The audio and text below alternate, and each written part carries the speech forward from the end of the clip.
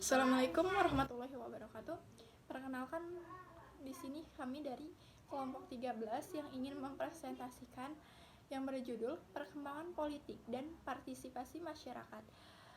Izinkan saya untuk memperkenalkan diri. Di sini saya Anissa Nurherdianti sebagai moderator sekaligus pemateri pertama, dan ada rekan saya Bapak Rohman sebagai pemateri kedua.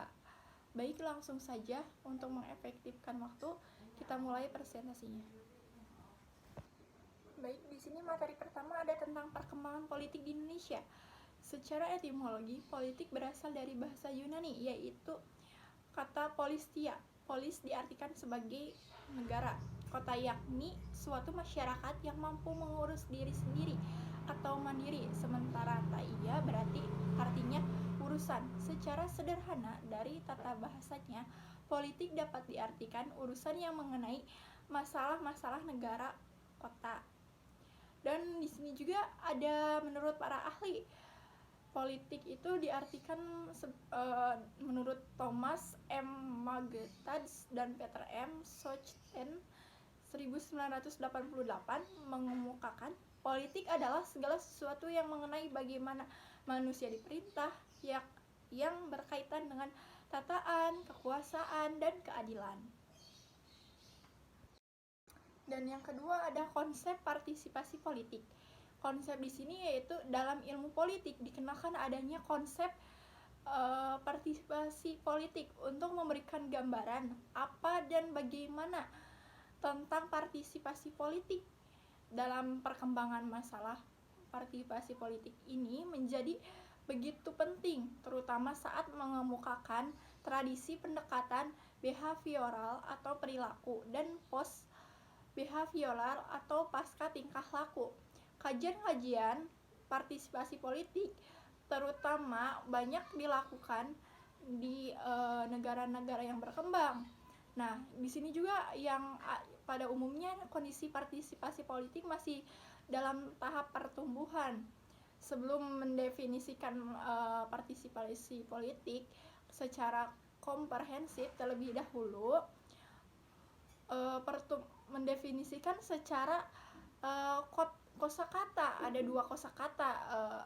Yang pertama ada partisipasi dan politik. Partisipasi di sini artinya perihal atau turut berperan serta dalam suatu kegiatan, keikutsertaan, peran peserta itu termasuk ke dalam partisipasi. Dan di sini juga mengemukakan menurut Miriam Budiarjo mengatakan bahwa politik adalah usaha menggapai kehidupan yang baik. Politik sangat erat kaitannya dengan masalah kekuasaan, pengambilan keputusan, kebijakan publik, dan alokasi atau distribusi. Partisipasi juga berasal dari bahasa Latin yaitu pars, yang artinya bagian dari cap capere atau sipasi, yang artinya mengambil, dan di sini juga dihubungkan berarti mengambil bagian. Bagian di sini dalam arti bahasa Inggris yaitu participle atau participation, berarti mengambil bagian atau mengambil peran dalam aktivitas atau kegiatan politik suatu negara. Dan materi keempat yaitu ada tentang bentuk-bentuk partisipasi.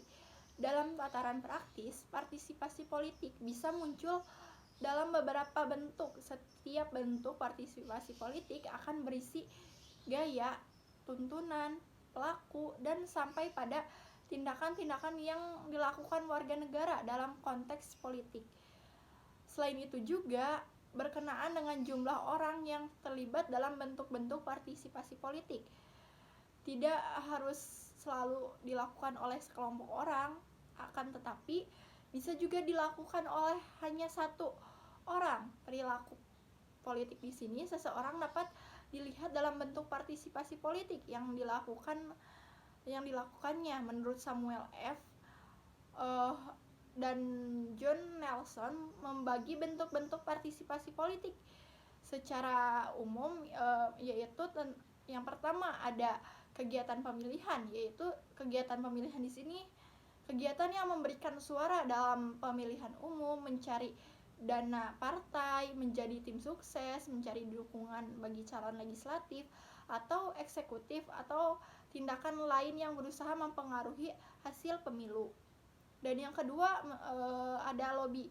Lobby di sini yaitu upaya perorangan atau kelompok menghubungi pimpinan politik dengan maksud mempengaruhi keputusan mereka tentang suatu isu. Dan yang keempat ada kegiatan organisasi. Kegiatan organisasi di sini yaitu partisipasi individu ke dalam organisasi, baik selaku anggota maupun pemimpinnya, guna mempengaruhi pengambilan keputusan oleh pemerintah. Nah, untuk materi kelima akan disampaikan oleh rekan saya, Pak Rohman. Kepadanya saya persilahkan. Untuk materi selanjutnya yaitu tingkatan partisipasi politik.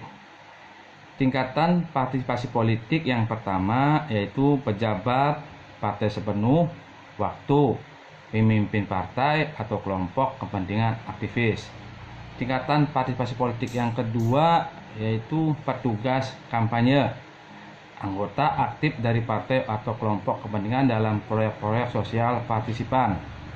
Tingkatan partisipasi politik yang ketiga menghadiri rapat umum anggota partai atau kelompok kepentingan, membicarakan masalah politik, mengikuti perkembangan politik melalui media massa, memberikan suara dalam pemilu. Tingkatan partisipasi politik yang keempat yaitu orang-orang apolitis. Selanjutnya yaitu faktor pendukung partisipasi politik. Yang pertama, pendidikan politik.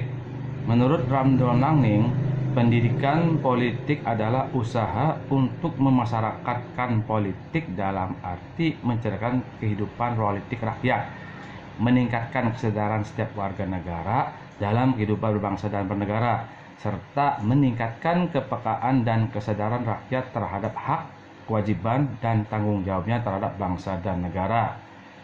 Yang kedua, kesadaran politik. Menurut Dr. Andes M. Taupan, kesadaran politik adalah suatu proses batin yang menampakkan keinsafan dari setiap warga negara akan urgensi kenegaraan dalam kehidupan masyarakat dan bernegara.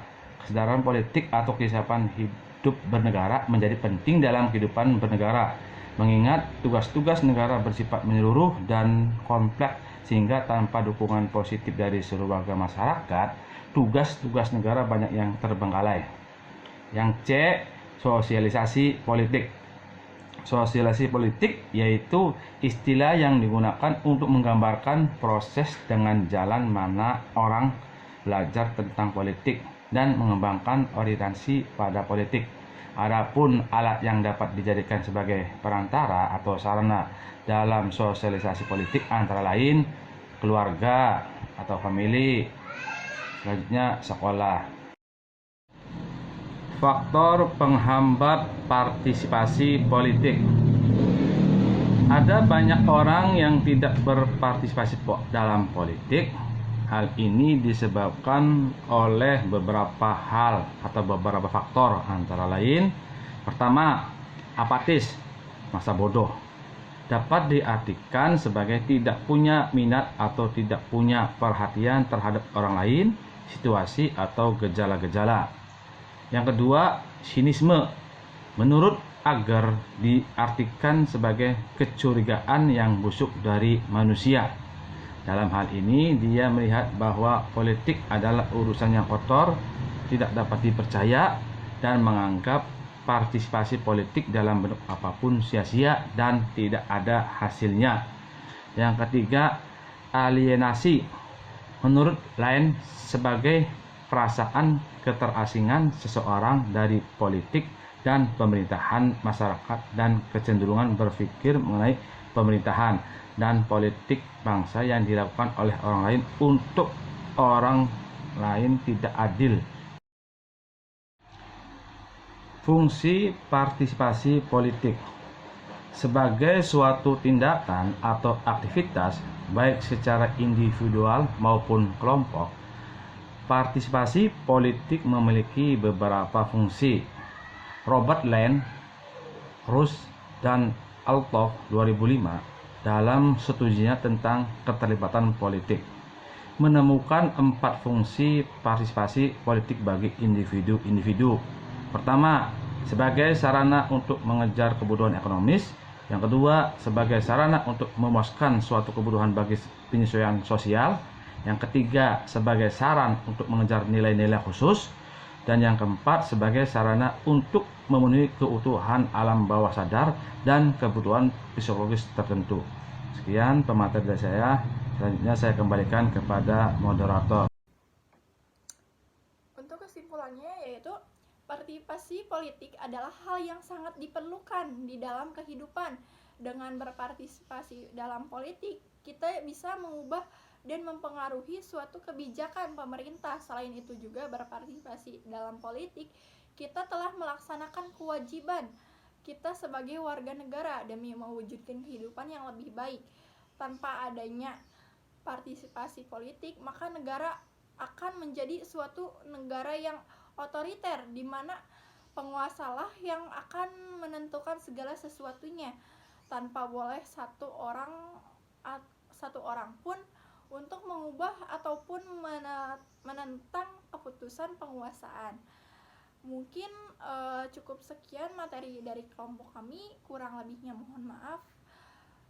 Dan semoga materinya bisa bermanfaat bagi rekan-rekan semua. Saya di sini mohon maaf bila ada kekurangan. Billahi taufik wal hidayah. Wassalamualaikum warahmatullahi wabarakatuh.